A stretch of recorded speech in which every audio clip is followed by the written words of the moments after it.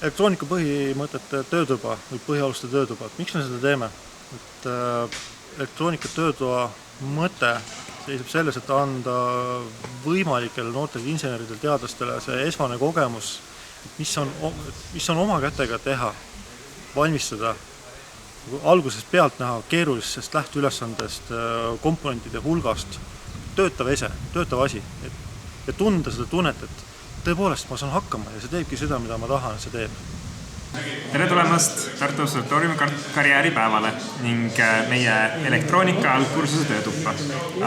Tänases töötoas meie noored õpilased üle terve Eesti said praktilise alghariduse elektroonika ja just nimelt jootmise ja professionaalse komponentide kokkupanemise koolituse.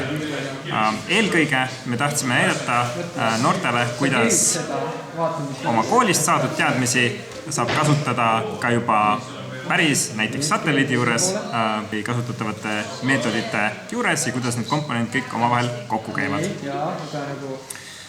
Tänase töötoa eesmärk oli igalühel valmistada omal väike trükkplaat, mille peale joota komponendid, mis võimaldaksid omal valikul sisse-välja lülitada ühte LED-tuld ning eraldi nupu abil kontrollida selle vilkumise kiirust.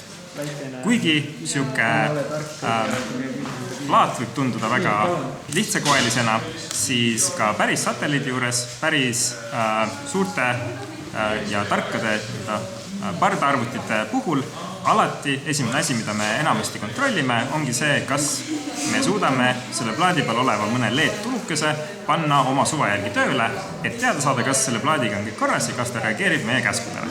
Ehk siis justkui siuke veidi suurendatud versioon asjadest, mida me ka päriselt oma Escape 2 satelliidi juures enamasti kasutame.